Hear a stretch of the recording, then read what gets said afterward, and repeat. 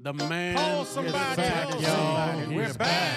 Call He's your back. mama, call your daddy. We're back and we're back. We're back. Tony The whole McGee, crowd back, y'all. We're back. Tony Hey. McGee. Come on. Tony McGee, Pro Football Plus. Tony McGee, Pro Football Plus. Tony McGee, Pro Football Plus. Tony McGee.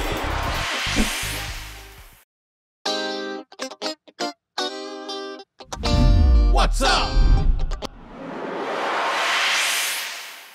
Welcome to Tony McGee's Pro Football Plus. Well, it's no new formula. We know right now for the rest of the season, they will be evaluating this team, seeing who wants to make a commitment and who really just making a contribution. They'll look and see these players. And, you know, a lot of you say, well, that's not important. Well, let's think about a bacon and egg breakfast. Well, you have that, you talk about how good it is. But you never think about the hog had to make a commitment. All the chicken had to do is give a little bit. Make a contribution. And that's what we're looking at now. And who don't make the contribution or the commitment need to be gone. So what do? You go back and bring a guy that ran me out of town, and he came 5 years after me, and they cut me before they thought he was coming. You got Big Fred Stone, number 60 in the house. What's happening, man? Not much, T, man. What's happening? You said, man, you look at here. I think what happened is it wasn't like they knew they knew I was coming. They had kind of maxed out. You had given them everything you could give them, and then they said, man, we need to see if we can keep that same high level of performance up. And they just gave me a chance, bro. Hey, Alex, don't that sound like he's saying you couldn't play anymore? I don't know whatever Fred said sounded so good, Tony. It was all about, man, you set the bar so high that they just had to bring some more people in that could just try to do what Tony McGee was doing. Are you going right? It sounded great. It sounds great. Hey, Fred, I'll buy whatever Fred is selling. Hey, Tony, Thank you, it Alex. sounded like he was throwing you under the bus, that you couldn't play anymore. You couldn't play anymore, so he took your place. He just tried to, say it in a gentle way that you were on your way out and he was on his way in. Well, T, don't let them drive a wedge between us, bro. What I'm saying is, okay, man, we'll talk afterwards. Hey, G Money. Okay. Tell me, was he as great as we know he was? The Big Fred, when you think about it, the guy could play both sides of the ball. He could mess around, play both ends. He was out there, and they had one of the best defensive lines. What did you feel like practicing against a guy like that? A guy that's really an institution. I just stayed out of his way. I'm a smart man. I just stayed out of his way.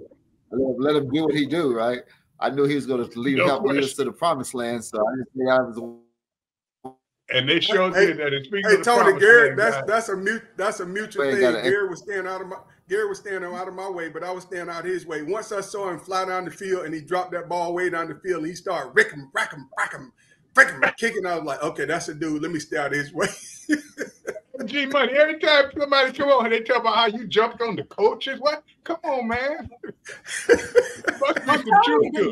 this team right now needs to have that fire that Gary had in going off, wanting the ball, flipping out, fussing with the coaches. That passion that Gary showed back then, that's what's missing with this Commanders team right now, because you don't really see that kind of fire on the field of players getting mad about their situation. You know what, Donna, with that said, if Gary Clark was on, if the Gary Clark that I played with, if he was on this team, they wouldn't even have to talk about the enemy. They wouldn't have to talk about how hard he's pushing them. They're feeling sad. Oh, the coach is practicing, because Gary Clark would be kicking their tail, or he'd run them off. That's exactly what we have. It would never get to the coach's level.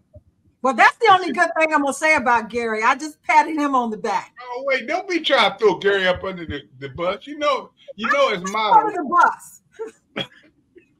But when you talk about that, he always he made a commitment. He committed. He went out there and played every week. And we're joking on a lot of things, but I am truthful.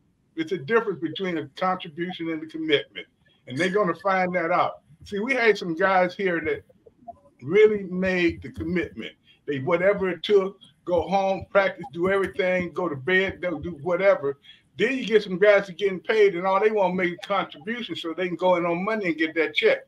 Well, Alex, don't you think for the next 4 weeks that they're going to be looking who they can stop giving those checks. They're going to see who's committed to this. Do you not feel that? You would think so, Tony. I don't know that this era. I think things have changed. I think it's a different, wonderful pro athlete in 2023 that may differ in some ways than guys that played when you all played. But yes, it's the front office and the new owner. That's the big key. The new owner, and is he going to look at the current staff and decide if anybody's going to stay, and have an eye on all the players and see which one's trying the hardest, and oh my goodness, this one we want to keep him. I don't know if that is his sort of. Remember when Joe Gibbs took over, and you guys played for Joe. I just watched Joe, okay?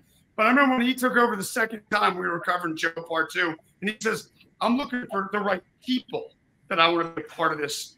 I'm not looking at just at the player. I'm looking at the people. I don't know how much that happens now. I don't know that the new owner and his people are going to look and see, is the second string middle linebacker really trying these last 4 weeks? They're going to find the people that are going to find out if the backup middle linebacker is good enough to play next year. I don't know that who's watching and what they're going to glean from 4 sort of meaningless football games and ascertain who's coming and who's not. We know number 17 is great. We think the quarterback's pretty good. He might be the quarterback of the future. There's a couple of D tackles that are really good. They might make too much money. So I don't really know what we're going to find on these forwards. They need to keep the quarterback healthy. They need to keep number 17 healthy and happy. And then they got a bunch of guys that I guess somebody else will come in next year and figure out who stays and who goes. But Donna, don't you think before they start looking at position, they're going to look at character? Because, you know, they had to commit a lot of people that they thought were #1 draft choices in here, and then next thing you know, they're gone. They're going to start looking at who really wants it. And if you know if Magic Johnson has anything to do with it, he wants a championship team. I don't know if they're going to look at position. What do you think, Donna? Yeah, Tony, they're going to assess this whole team. And like you said, when they look at this team as far as the players overall, they're going to say, hey, you know what? Who has basically played well? Who has basically done what we are asking them to do? Who fits into this program moving forward? Do we have the kind of guys that can get the job done? That, you know, all I hear is that they've got so many nice players on this team. But, you know, looking at this team, Tony, Ron Rivera talked about in these next few games is playing to their abilities. Well, all year long, we haven't seen this team overall play to their abilities. And so, you know, you start looking there, knowing that you got the Rams coming up, a team that just, you know, lost to the Baltimore Ravens. And how do you finish this season? They put up 31 points on the Ravens, and Matt Stafford played well. I mean, had close to 300 and some yards, 3 touchdowns. So when you assess this team moving forward, looking at this game coming up against the Rams, this is not going to be an easy game moving forward, Tony, when you look at them going on the road playing up in LA. But, you know, assessing this team for these 4 weeks, Magic Johnson and Josh Harris has already been assessing this team, knowing who they're going to keep, who is not going to come back. But they talked about that we almost got the pieces put together. That's what Ron Rivera said. I don't know if they've got a lot of the pieces that they need looking at this record. And maybe it's players, maybe it's coaching. It's probably a combination of both of those things, Tony, when you look at this team and the performance overall.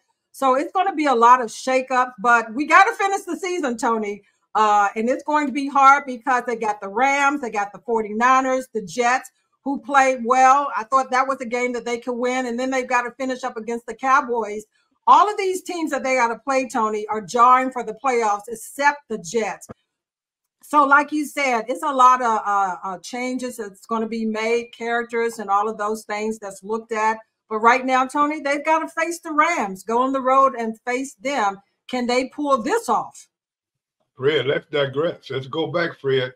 What did you think about when they got rid of 2 #1 draft choices? Both of them have gone to other teams and are playing well. And even with Chicago, they messed around and won a couple of games. What did you think when they got rid of those guys? Do you think it was too soon, or maybe they knew something we didn't know? You know what, Tony? Let me ask you that question. Well, I'll answer that question first and then go back to Donna. But getting rid of players is part of the game. You're bringing players in, getting rid of players. I didn't really know about you, Tony, until I got to Washington and you were there, helping us out. I mean, I remember talking to you and you were kind of giving me some pointers about playing that position because you played it at a high level. So I was able to listen to you and you listened to players that played before. I knew what I knew about Washington, that we played against them on a Monday night football game. Doug Williams and those guys, they beat us. I knew Charles Mann and Dexter Manley had the two bookends. I knew Gary Clark, Rick Sanders, Art Monk. I knew a few players. But overall, I knew that before I got there, Washington had won a Super Bowl in 1987. Well, when I got there in 1989, we went on a losing streak. But the last 5 games, not saying that I was a part of the equation, but I wasn't the equation. I started the last 5 games in 1989, and we went on a winning streak and had a possibility to win get into the playoffs. But we won the last 5 games because Coach Gibbs and that coaching staff put together some pieces. So to Donna's point, I think it's players and coaches you got to be concerned about, because I never had a conversation with Jack Kent Cook, not one. But I remember Coach Gibbs walking on the field one day, and Gary can attest to this, is that he said out of his mouth, now I know we got some cushiony players in this era, and Alex mentioned that they're kind of, I don't want to call them soft, but they ain't hard.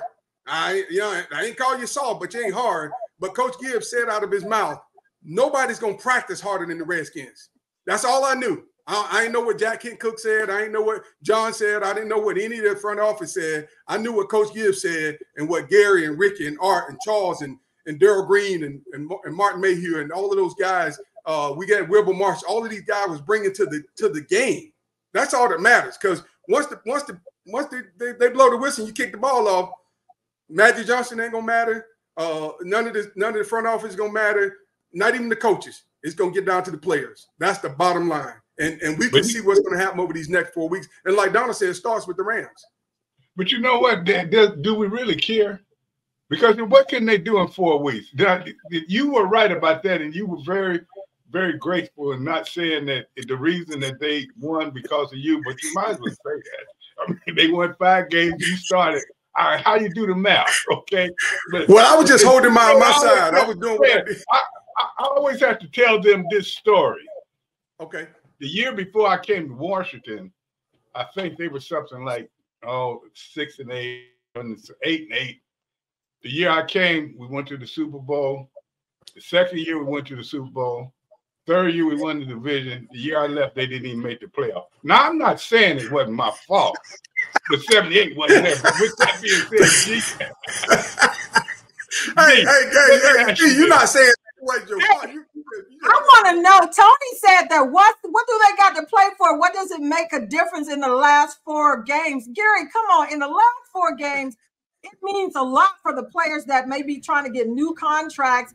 There and you go. Look, Tony, that's why it matters as far as how they finish this season. And it also matters to Coach Rivera if he wants to get a new look as far as job-wise, because he well knows that he will not be here probably after those 4 games, but everybody is jarring for their next contract. Man. He ain't grown yet. Don't be jinxing him. Tony, let's be truthful now. Come on, Gary, help me out. Everybody knows what their position is moving forward. The players know that those ones that are jarring for contracts need to play well, and this team as a whole needs to play well for this ownership, or as they say, this pride thing. My thing is you should have been playing for pride a long time ago. But Gary, how do you see this playing out? Because Tony thinks that Ron Rivera is still going to be here at the end of the season or even have a chance of it. I don't even know what. No, I ain't said next year, but I think he'll be here to the end of the season. The end of the season, yeah. I want to see the G money. I want to see the G money when I play it. I don't want no politician. I don't want no reporter answer. Gary, thank you, Fred. Tell me the truth, bro. I want to see that guy. It's on you, G. We wait. Well, I think from Coach Rivera's standpoint, I think he needs to win all of these games just so, because this is a good thing for him about all these games, playing these teams at this time. They're all really good football teams, and like you said, they're all going to be in the playoffs for the most part. And I mean, they're strong teams. So if you can beat the strong teams that are the top teams, for example, if you can end out the season undefeated, like from 4-0, he's like, he has a theory that he said, well, I can take this into the next season. Not saying that they're going to allow that to happen. I'm just saying that he has an opportunity then. That's his only lifeline. You know, you have your lifelines on that show. That's his lifeline. His lifeline is them winning the rest of their games, closing it out, winning their remaining games, because they're all against really good football teams. That's really so if he can win against really good football teams. Right. But the thing about he can make a point for him. But when we come back, we'll talk about it in this next segment. But don't you think they have already made their mind up to who they're going to cut? They're just now giving them one more chance to get a look. And that's what the players better realize. When we come back, if Donna make another one of those statements, we're going to see about some new personnel. I didn't make a wrong We'll statement. be back in a moment. I didn't make a wrong one.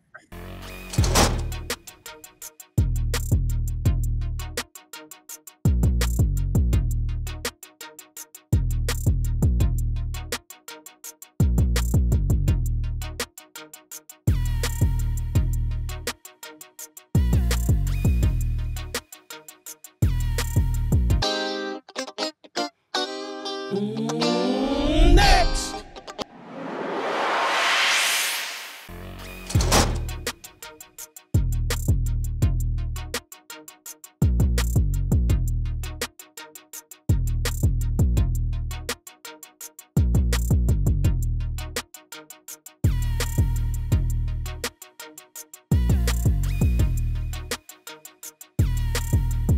Well, you know, we had an interesting concept and thought process during the break about these players and what's happening, who's lost a job and who's not. And, you know, when you start to look at that and see Fred and Gary and I, we've been in that position before. I think that we've been in a position where we were star players on teams, then when they want to trade you and then they want to cut you. And fortunately, that happens all the way through the league.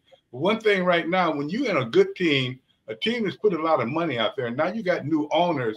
Now, right now, I think they've made a lot of decisions. And you know why I think that?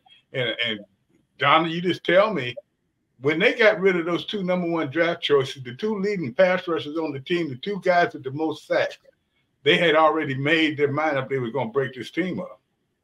Yeah, well, that was an indication. But let me get you straight first, Tony, as far as you putting words in my mouth. I said it clearly, Tony, that Ron Rivera, after the end of the season, won't be back. But now I'm moving on since I got that cleared up, Tony. So, yeah, you know, getting rid of those two guys, they were looking to rebuild this team, talking about draft picks and all of that come next year. So they got a lot of draft picks by letting these two guys go. But you well know, Tony, letting those two guys go, no matter what the reason was, is, as I said in previous weeks, it's hard to find defensive ends to come in and be able to help this team. So for the Commanders to let those two guys go, like you said, is a bunch of writing on the wall as far as what they want to do moving forward.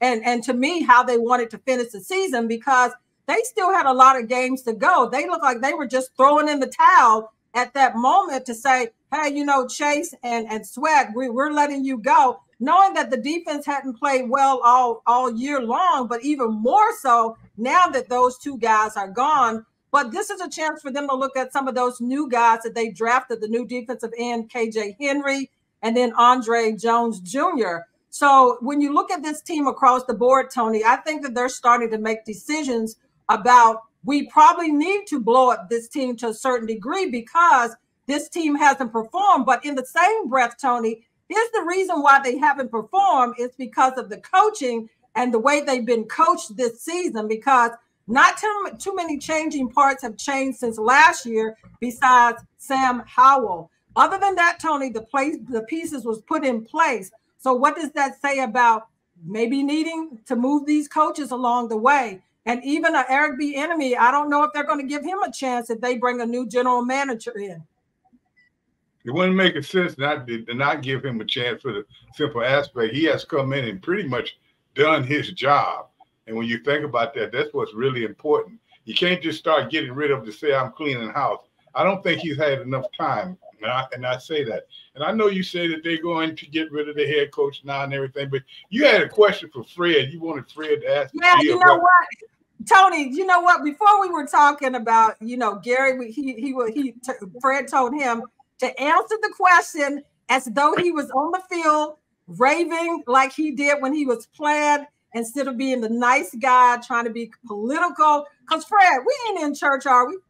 Well, it ain't about being in church. It's like I want to see the Gary Clark that was calling people out. I don't know if there's a Gary Clark on this in the Washington Commanders organization. I don't even want to call them a team, because a team comes together. A team bonds together. I remember, and Gary can tell you this, and Tony, it might have happened with you guys when you played, but there were moments when we had team meetings without the coaches. Like those veteran guys who say, hey, we need to talk. We don't need the coaches around. We don't want any media around. We're gonna pull aside and we got to talk. We got to figure out what's going on with this daggum team so we can come together. But Gary gave this answer like, I'm like, is that my granddaddy? Or because granddad is different than daddy. Granddaddies pray for you. Granddaddies talk to you.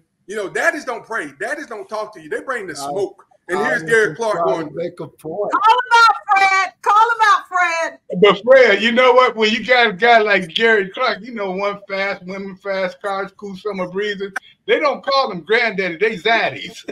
Oh, Well, Gary, let me ask you this. Gary. Right. We're not granddaddies. We're not daddies. We're poppy. We're poppy. Okay. We're not daddy or granddaddy. We're poppy. What's up, poppy? We're going to get it Gary, right. Let's get it right. Gary, let me ask you this, though. Let me ask you this. I don't think, and maybe I'm wrong because I haven't really dove into and looked at it from that angle. I don't know if there's somebody on this team, this organization right now, that really is calling other guys out, because they're talking trash about Eric Bieniemy, and it's not Eric. Eric's just doing this. The only thing he knows how to do, and that's call plays and try to call players up to a high level of performance. That's all he can do. But it's the players that's going to make it happen. Again, I'm going back to Coach Gibbs. I remember one time he even said, hey, guys, there's a coach's box that I have to stand in.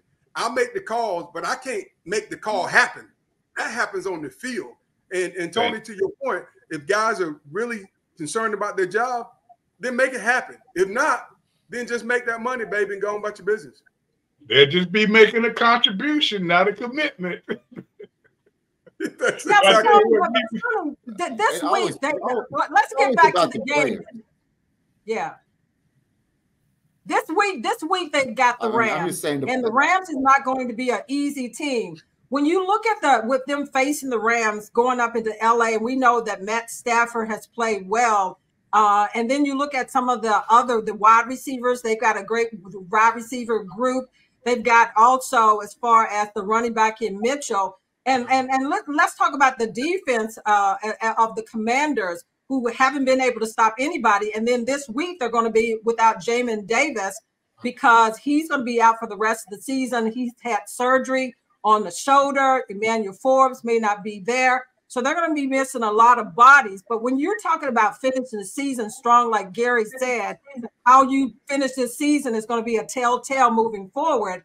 So when you look at this team playing the Rams, how do they go up there knowing that the Rams at 6-7 need to win this game, because they're kind of like trying to get into the playoffs? What is this team coming off a bad week? Are we going to be expecting anything different than what we saw before the bye week? How do they adjust to moving forward in a positive way? And what's the question? Hey, can I ask a question that I don't know? What is the ranking of the defense of the Commanders? 32nd in the NFL. They dropped even more after the bye week. Google it. There have been 5 teams, I think, that have been their defense ranked below 15th in the league. Below 15, I think 5. I may be wrong. That have won a Super Bowl. You cannot win. You just can't win in the league without having a strong defense. So whether it's the Rams, Donna, you saying about next week, to me, the defense needs to step up. I mean, and I'm not saying that just because I play defense and Gary's the only offensive player on here, but if the defense doesn't step up and they keep playing the kind of ball they're playing, allowing big plays to happen and all that stuff, their chances of winning are slim and none. And that's so true. And Fred, that's the best way to put it. because the defense have not done their job. And no matter what, we can even take away points. We have always said you hold them to 17 points or less. They haven't done that. Offense haven't done their job, but they've done more of their job than the defense. When you look at this defense, it was supposed to be the strength of the team. Now you look at this Rams team, I am very afraid of them. Mr. Luck of the draw. A few weeks ago when Stafford was out, they weren't playing as well. He's back. Now they got their big wide receivers catching balls. They got a defensive line that's going to kill our defensive line if they don't do something to stop that. So this is not a good matchup, but this is the matchup you want. You're going to see who got heart out there. If a bunch of guys go out there with BBs in their chest instead of hearts, it's going to be a long day. And I'm going to tell you what, these people are looking to get in the playoffs. So it's not going to be, let's take it easy. It's going to be, we taking you down. But you know what, Tony, to that point, what Gary said too was that if they can find a way to win, and it starts, and obviously you talk about all the cliches, one game at a time, right? And I said when I came on, you got your story. When I came on, we had lost, we were on a losing streak, and we won game 11, and then we won game 12 and 13, but in the end we ended up winning 5 in a row. But it starts with the Rams, and if they can win this game, like Gary said, and maybe make a run, I think they have a case to say we beat 3 or 4 strong teams that are playoff contenders. But it starts right now with defense, and it starts this week with the Rams. Well, it better start with that Commanders' offensive line also, because Sam, as Tony said, is going to be under duress with that Rams defense that's playing pretty good. The Rams has found new life right now. But Tony, Sam Howell also has to play better this week also. And then Brian Robinson, they may be without him because he was nicked up after that Miami game. So the offensive line, how goes they? We talked about the defensive side of the ball. Offensive side has to play much better too, starting with that offensive line that's been pushed around like red dogs this season. And to me, they're digressing because they've lost a couple of people on the offensive line also since that Miami game. Stromsburg is out for the season, their center. So it's like if they're going to rally to try to prove that they're getting better in these final games, I don't see what has changed. I mean, you got to make me a believer that this team is going to wake up and finish this season strong because they've had every opportunity, Tony, to play well, and I haven't seen anybody step up to do that. And, you know, what can they step up? What can they do in this matter of time they haven't done in these weeks prior when they had opportunity to beat individuals? If they're going in to save a job, they're going in playing scared anyway. You shouldn't have to be saving your job. What you have to do is get out there, make things happen. So you know what? I don't know what they can do. And Alice, if you look at them, she said the offensive line, and she's 100% right. But I'm going to tell you what. I know Allen is young. I know the quarterback's young, and everybody's saying he's a quarterback of the future. But right now, it's only 50% of the time that he's getting the job done, and that's why the record is what it is as well. Do you not believe that, Alex? I do agree, Tony. I think coming into this season, the two biggest stories, one was they have a new owner. And most fans, when I say most, all, were thrilled about the notion that the other guy was gone. It's a new regime. It's a new era. So regardless of how this season turned out record-wise, I think folks sort of picked on that. They were kind of already with some house money in terms of that because we know what that's looked like for the last 25 years.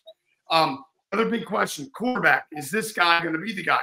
Sort of one game last year, the Dallas game. So they're 4-9, 13. He's played 14 games in his life. I don't think he's done anything to show the Commanders or their fans that he can't be the guy.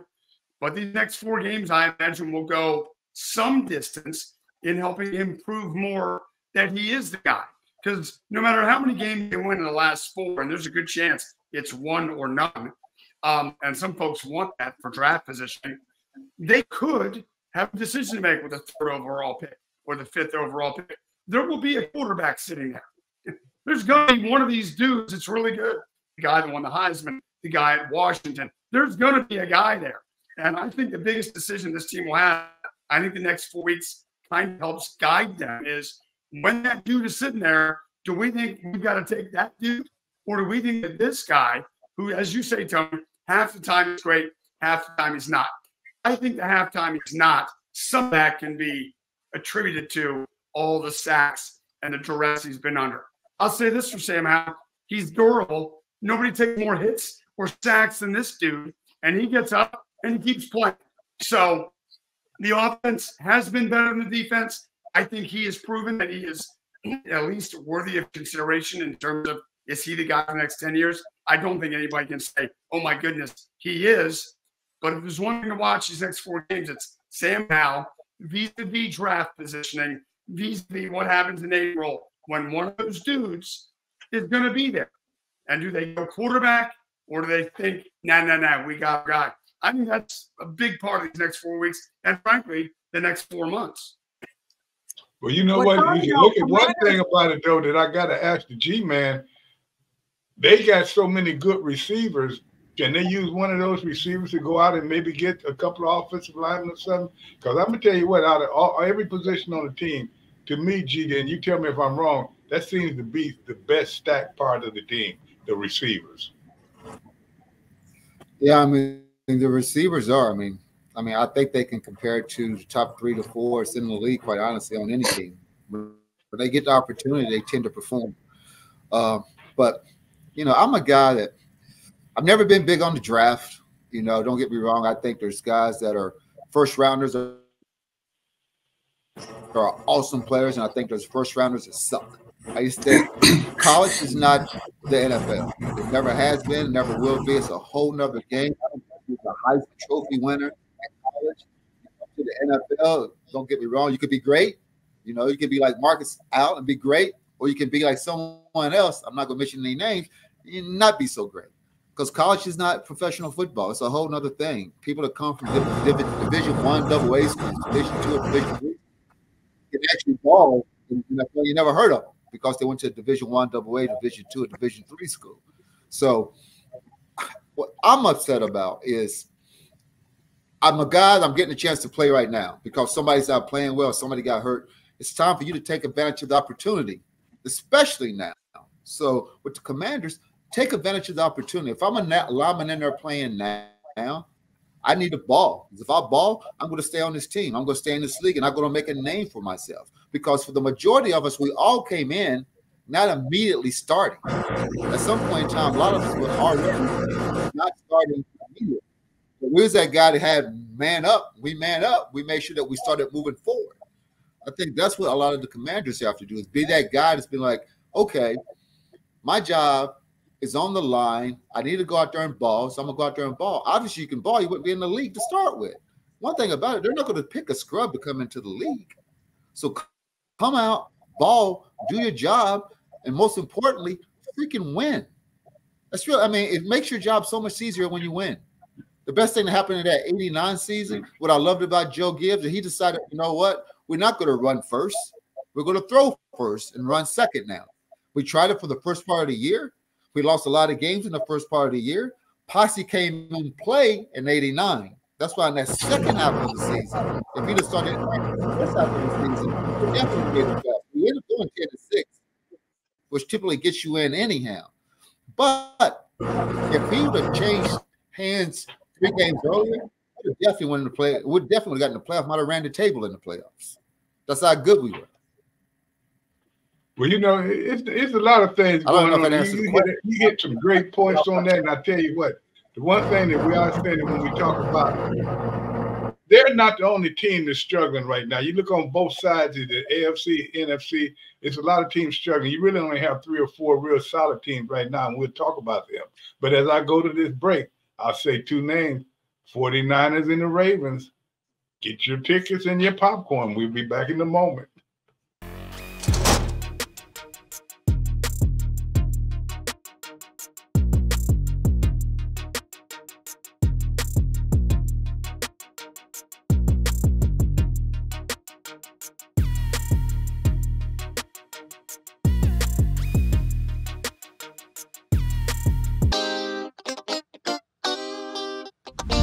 What's up?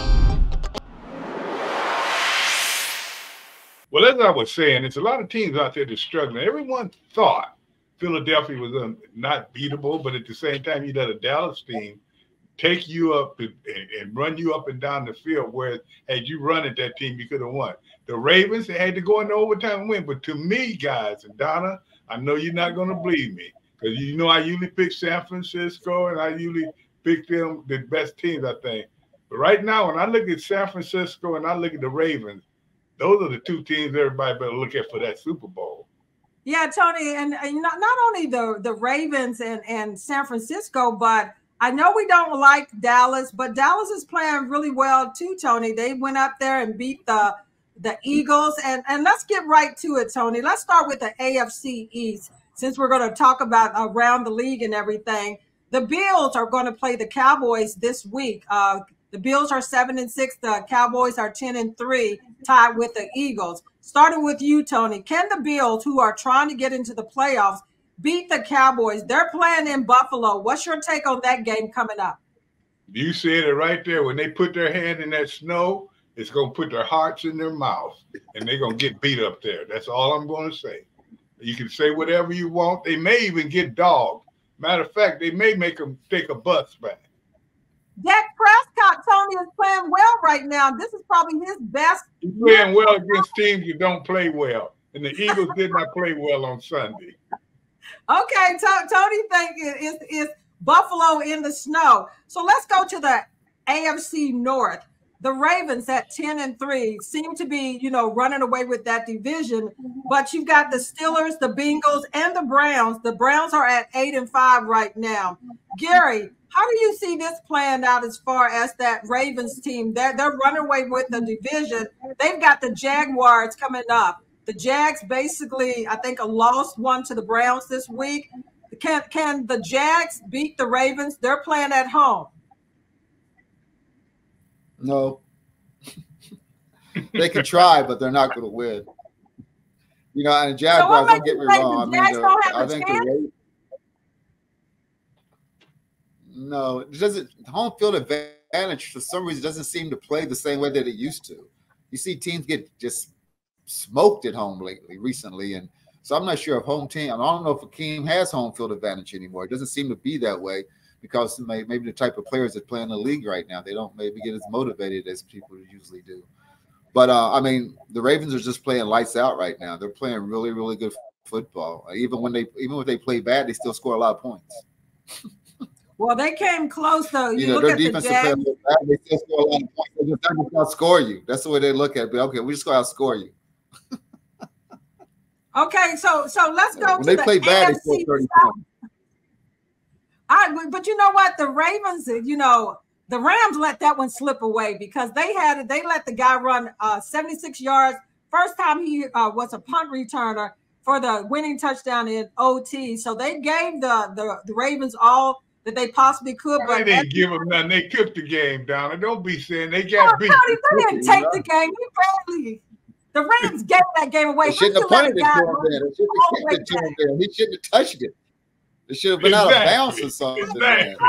The Rams basically gave them the game, let him touch it. And Tony, basically, when you look at the Ravens, though, they've got all kind of weapons on that side of the ball too. But let's go to the AFC South also. The Colts at 7-6, one game behind the Jags at 8-5. Alex, they're going to play the Steelers, who are almost in a down spiral right now. Both teams needing to win to keep their playoffs hopes alive. How do you see that game playing out between the Steelers and the Colts? Because both teams lost this past Sunday. I'll go Steelers only because of Mike Tomlin, and famously, he's never had a losing season. And they're in a funk. They lost 2 games in a row to 2 really bad teams. And both games, I think, were in Pittsburgh, and it just seems unthinkable.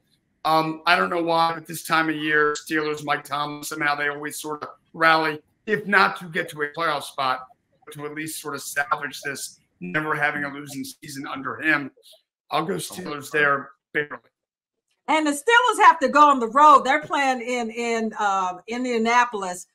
So both of these teams needing that win. But Fred, I'm coming to you. The Texans at one point was winning games, and they lost, I think, their last 2. At 7-6, they need to win also. They're playing the Titans. Although the Titans don't have a winning record right now, they're still pretty good team. How do you see that playing out, being that the Texans right now, I think, are on top of that division, but they need to start winning? They've slipped in the last 2 weeks. Now, where are they playing? Remind me again, because I'm like the Texans is at the Titans. Okay, and on the road. I was gonna mention too, like Gary said before, like home field advantage back in the day when you were getting a team coming to your house, you had your fans, the commitment of your fans, and that atmosphere at home. It's just not there now. Maybe it's because of all the what's it called, the other football, the fantasy football that they do now. I like the Texans. I know that's the long way around to get to it, but I like the Texans. I've always have. I think they've had some seasons where they should have been better than they were, and they just let a couple of games slip away here and there. And back to your other point, Donna, just from a player, when people say we gave the game away, I'm like, yeah, we don't ever give a game away. If you punt the ball to somebody, if you kick it to the wrong person, Fred, you don't stop that. Hey, Fred, you know you shouldn't have let that guy get that ball. So you gave the ball away. No, I don't care what you say. And I'm with Gary. They shouldn't have kicked it to him. Well, the Texans better wake up, or else they'll be sitting at home. But well, you know what, though, Donna? It's so many teams that are like that right now. Every game is pivotal, and you have those. Yeah. And I think what you have to look at is nobody. I want to ask you: are the Broncos for real? Well, I'm coming to you right there because we're going to the Broncos because the AFC West right now, Tony. Kansas City seems to be slipping and sliding a little bit at 8-5, and guess who is right behind them at 7-6? It's the Broncos that we thought was dead out in the waters. The Commanders go out there and beat them in a good game, and it seems like they had so much commotion going on. But all of a sudden, quietly, Tony, they're starting to make some noise and have a chance to make the playoffs. Yes, the Broncos this week played the Lions, Tony, and the Lions have seemed to go backwards the last 2 weeks also. How do you see that playing out? The Broncos are at the Lions, and the Lions are leading that division at 9-4. Vikings is 7-6 behind the Lions, but still the Lions need to win. The Broncos at the Lions, Tony. Well, I'm kind of looking at the Lions for the situation that, yes, they've been playing a little worse, and they were really peaking when it's early, but at the same time, the Broncos were playing bad. They're playing a little better. But what I look at, the big aspect here is the Lions have more of offense than the Broncos do. The Broncos are just getting by.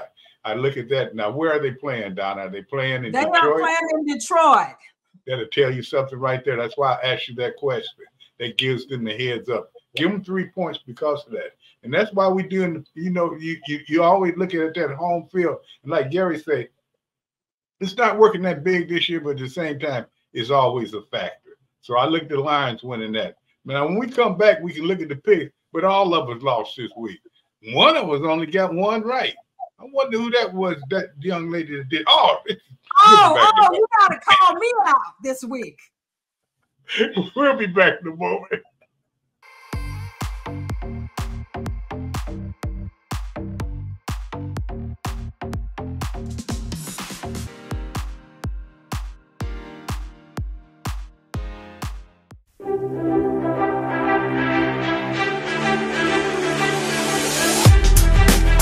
Hey guys, I'm back again with Pro Fitness for Everyone. We're going to finish off the year on a good note. I love this exercise that we are going to do. It's going to challenge Donna to the max, not me so much, but we're going to have fun with it, and I just hope you guys like it. And so this time of year, I like to do a workout called cardio and weights, cardio weights. I like to mix them up. It's like almost like a hybrid of the two. And what that is, that keeps the heart rate elevated. It keeps the muscles moving, and it also keeps the metabolism high. So we want to do that as we go through these weeks of eating sweets and starches and all that stuff. People like to wait till the 1st of January. Don't do that. Let's start now for our New Year's resolution. Start now, so by the time you get in January, you've been comfortable, you've been familiar with what you've been doing, and you created a pattern. You created that habit. So let's create that now by starting this workout, which is cardio and weights, that you're going to have fun with. So, Ricky, let's get going. Let's do it. All right, guys. We are here in the front room where I got stations lined up for Miss Donna. And when we start off, our first one is going to be punching the bags. Right here, I want you to go along and show them. We're going to be punching the bag for 35 seconds. We got 4 rounds of 35-10. So she's gonna be punching back like 1, 1, 2, 1, 2, 3, 1, 2, 3, 1, 2, 3, 4, 5, and so on. Let's get going. Let's go. So again, I want you this foot forward, this foot back like this, so you're here. So I'm jabbing, I can move like this. That's why that leg is gonna be up front. Gotcha. So pop, pop, and keep it right by your chin. So you're punching like this. Okay. 1, 2. So make sure you bring it back though. Don't bring it back, because again. Hey, you saw me bringing it back. Okay, I'm saying that face might get tapped now. And go.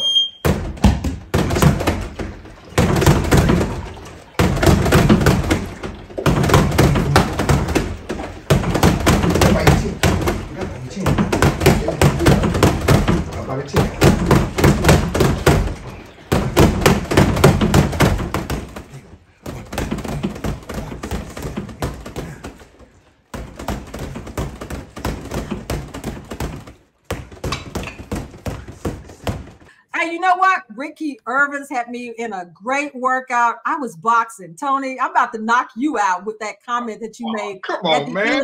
Throwing me out there with one win. I mean, but you know what?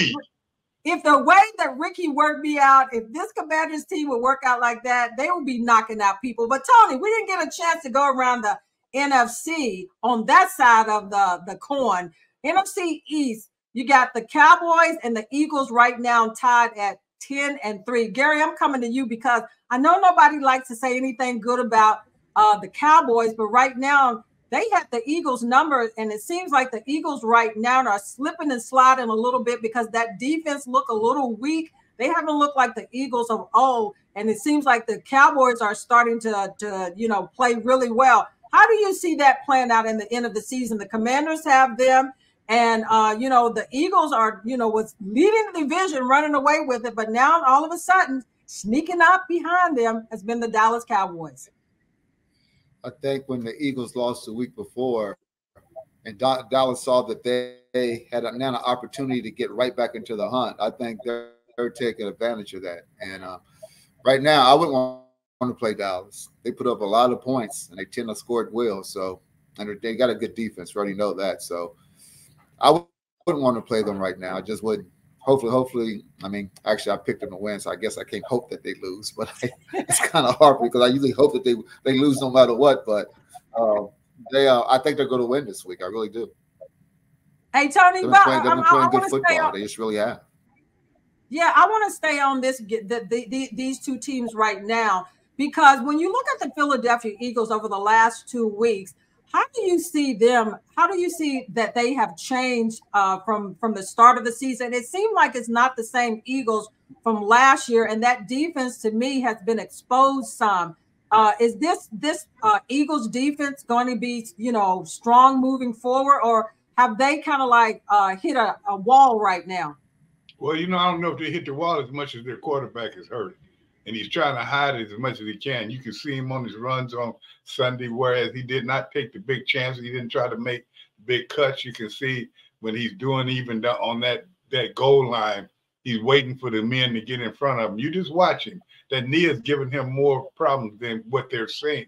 But at the same time, he's trying to be all he can be, but it's predicated on him being able to run. Look how little he's run in the last couple of weeks. So I think the whole thing with the Eagles, and that's why their defense is getting tired because they're out there more. So what I think with the Eagles is they got to get him well. They get their quarterback well, they'll be better.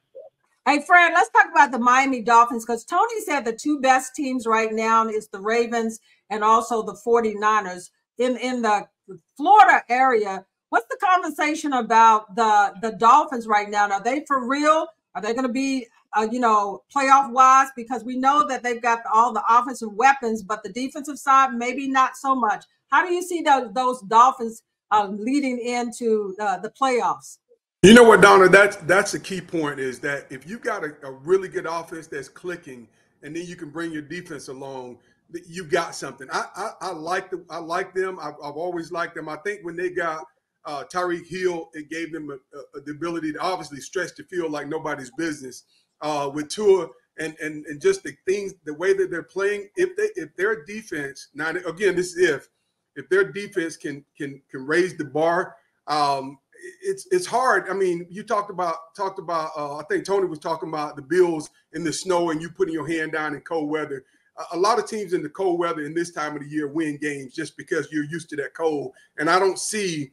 I mean, I could be wrong, but I don't see them as a Super Bowl team. But I definitely like the chances that they have, and I'd be willing to put my money on Miami anytime just because of, like you're saying, about their offense. How deep they can go if they make it at all is predicated upon what the defense does here going out. Yeah, we talked a little bit about the NFC North with the Detroit Lions at 9-4 and the Vikings right behind them at 7-6. But Alex, the NFC South right now is tied up in the first three slots as far as the Bucks 6-7. You got the Falcons at 6-7, and then you got the Saints at 6-7. My gosh, how they any of those three teams getting in the playoffs? But they seem to be tied right now. When you look at those three teams, the slots all tied up, how do you see that playing out in the NFC South? Well, you're right, Donna. One of these teams is going to make the playoffs maybe at 8 and 9, and they're going to win the division. This happens because that's the format, and maybe they should switch it. But for now, you win your division, you're going in, and you'll host the game, no less. So I guess I'll go Tampa. I don't really know why. The receiver's great, Mike Evans. They seem to be in the thick of things quite a bit. It's going to be a battle of attrition from here out for the 4 games in that division. Saints sometimes look pretty good. I guess I'll go Tampa. I don't really know why. They don't have Tom Brady anymore. That much I do know. Well, they got Todd Bowles. Of those 4, which is going to – yeah, they got Todd Bowles. Well, you got Todd Bowles, but look at you know what you can go with their whole division is not that good. And when we come back, we only have a few seconds. I'd like to talk about it, but the only reason you go with Tampa because they're the best of the bad. We'll be back in a second. In the Minute with Tony and Donna. You can catch them weekly on their podcast, and you can also subscribe to their YouTube channel, In the Minute.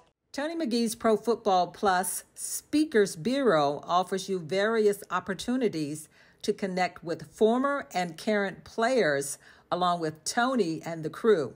For more information, go to redmagplus.com Speakers Bureau. One more thing. 39 years. Not many shows can claim a streak like that, but Tony McGee's Pro Football Plus sure can. Tony McGee, a burgundy and gold legend on the field and for decades now on the air, is once again excited to bring his one-of-a-kind program to his legion of fans across the Mid-Atlantic. How to last so long? By always delivering unique, insightful, entertaining, and oh yeah, fun, lots of fun, week in and week out. Tony's cast includes the legendary Gary Clark, the impeccable Donna Hopkins on the burgundy and gold beat for decades now, as well as icons from Washington football, past and present, not to mention the Pro Football Hall of Famers who flock to Tony's show year in and year out. There is not a show dedicated to football fans like this one, and the proof is in the almost 4 decades that Tony McGee's Pro Football Plus has been the go-to stop for fans who want content that only Tony and crew can deliver. This season promises to be yet another exciting one for the team, the league, the show, and its fans, and we want you to be a part of it. There are sponsorship opportunities to fit your business's goals, 30 and 60-second targeted commercial spots, weekly segments dedicated to promoting your brand, on-air guest opportunities for you to share your company's mission, and so on. We'd love to discuss tailoring a sponsorship program that is just right for you, both in scope and in cost. For sponsorship opportunities, call 703-282-0792 or email info@redmagplus.com. Be a part of this historic season on this historic show, Tony McGee's Pro Football Plus. 39 years and the millions of viewers over those years can't be wrong.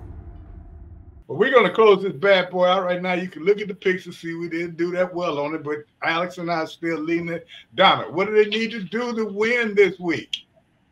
Gary told me not to say anything, Tony, because there's nothing to say. Alex. They got to win the turnover battle by 3. They got to be +3, Tony, turnovers. Fred. I'm going to speak for Don. I think they need to run, and then I'll speak for me. I need to pass. Don, I got you. Okay. And then G Money. Show up. Show up. Show up. Just show up. And you're speaking of showing up, that's what the players have to do, because the way that you show people you love yourself is the way they're going to treat you. If they love themselves, they'll get out there and play ball. But once we say we love ourselves, but we'll never say goodbye, we say in the minute. Well, great show today. And we're going to let John Butler, friend of the Tony McGee's Pro Football Plus TV show, take us out with some of his great hits. What's coming out of your belly? From your heart. Sound it out loud so they may know why you were here. I'm here to bring joy, peace, hope.